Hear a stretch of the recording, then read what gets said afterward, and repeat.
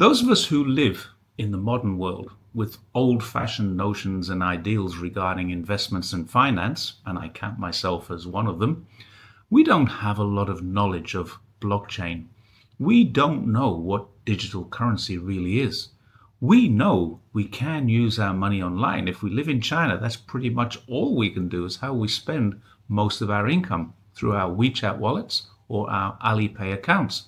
But that isn't digital currency. That's simply a digital representation of real currency, our own money, which we can withdraw from our bank accounts electronically and transfer to another bank account. For most of the people born as baby boomers like me, that's about as digital or as crypto as it gets. Digital currency, cryptocurrency, is different. It isn't using money from your bank on a digital platform. It's creating money, seemingly out of nowhere. For people like me, it seems like magic. But is it magical? And more importantly, is it good magic or is it bad? We read on a regular basis of frauds or failures, but of course we also read of successes, people investing a few thousand, becoming billionaires. But the reality is, those of us who aren't paying proper attention, if we're honest, are a little afraid of it. At some stage, we all believe the entire house of cards will come tumbling down and everybody will lose. But actually, the truth is different. When one of these currencies collapses, as they do, not everyone loses. There are several people who gain, and they gain a lot. A recent piece of legislation, Trump's Genius Bill, has emboldened a lot of long-term Bitcoin holders into selling. The recent price surged to $123,000 for one Bitcoin, and there are stories hitting the media of a Satoshi-era whale selling 80,000 coins. Now, of course, most of us, with no knowledge of this phenomenon, have no idea what a Satoshi-era whale is. It's a person who invested in Bitcoin when they were first created by Satoshi Nakamoto. At the time of those investments, that coin cost an investor a few dollars. Apparently, the original investment was $210,000 and the sale netted $8 billion. Now, for those of us not paying attention, the idea of investing even as low as $1 for an item I can't see, or we can't see, touch, or feel would be crazy. But getting a profit of $8 billion seems even crazier. And here's the incredible thing. Because this is Bitcoin, no one knows who the investor is. In fact, no one even knows who Satoshi Nakamoto, the creator, is either. They could be the same person. And to top that off, because no one knows who he is or where he is, or even if he is a she, this person isn't going to pay any tax on that windfall. What's worrying is how many people, seeing the Genius Bill looking like it was going to be passed, decided that now is the time to invest. And then they bought in at $123,000 for that one coin. This is where it seems the people who know and profit immensely, and those of us who don't are going to lose our shirts. Clearly, there are profits to be made by people who know what they're doing. But that's where the problems arise with this kind of intangible product. And the question must be asked, who is it? Who actually knows what they're doing?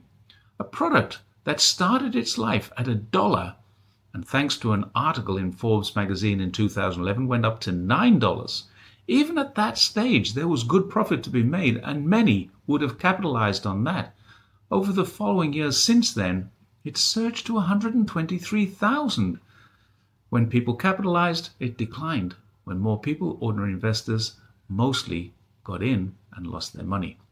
Trump created his own coin and profited immensely from it, but many people didn't. The founders of these coins and the traders of them have enriched themselves at the expense of ordinary investors. In fact, those losing investors are not alone. According to one source, cryptoprosperity.org, scams have lost investors up to $60 billion since the dawn of cryptocurrencies. And what's most frustrating about these scams is that the main players, such as Ruya Ignatova, the developer of OneCoin, they often get away with it. The money is never recovered. It's easy to say, that's the fault of the investors. They should have informed themselves. But herein lies the problem. In an era of online scams and misinformation, how does one inform oneself? When Trump's coin was launched, there would have been many people supporting Trump and wanting to take advantage of this. Trump himself, their elected president, was telling his followers this is a great time to buy. Many people did, then many people lost money. Profits in this seem to be predicated on White House announcements, and therefore the time to buy is before the announcement, and no one other than insiders know what the announcement will be or when that announcement will be made. And this is the very epitome of insider trading. Ordinary investors sitting at home haven't got a chance, and rich investors with inside knowledge are ripping them off. Furthermore, Forbes magazine published an article explaining some of the scams. In order to trade, we need an app. Users were encouraged to install a Binance desktop app, and many people did. This app then went on to install a remote access Trojan or a rat to the user's desktop in order to steal their money. This is crime that, because of the secrecy involved in coins, is very hard to track. We can report it, but our money's gone. How do we inform ourselves in this kind of investment environment? We can't. The United States now has something called stablecoins. They're issued with US Treasury bonds as reserve. In other words, they should be safe.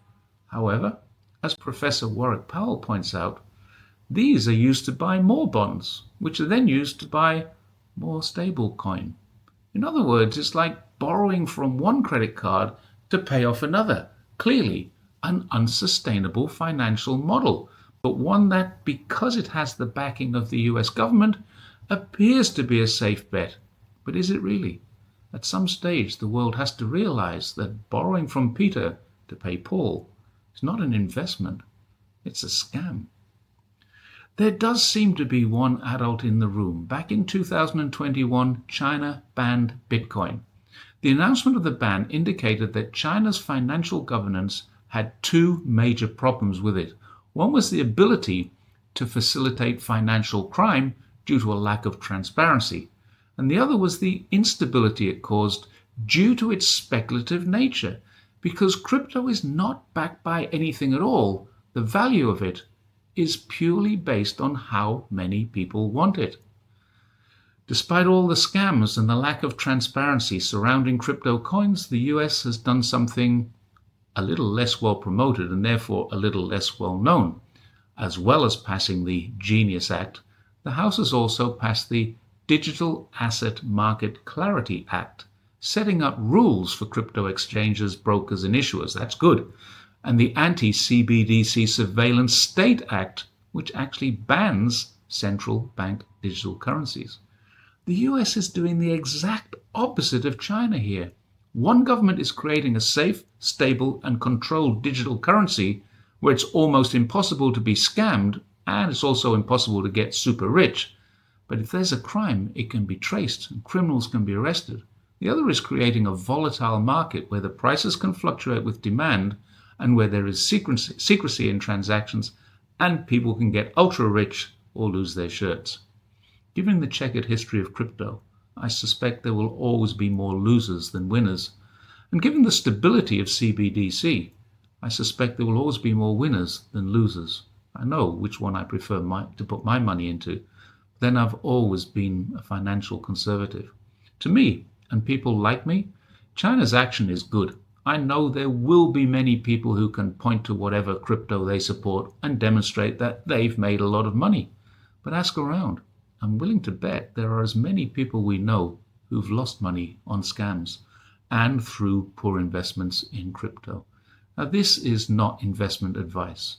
This is just me telling you that I don't understand and don't really want to invest in crypto. You can do whatever you like. If you know more than me, you'd probably be able to say in the comments, no, crypto is great. Please feel free to do so. But you still never convince me that I want to put my money into it.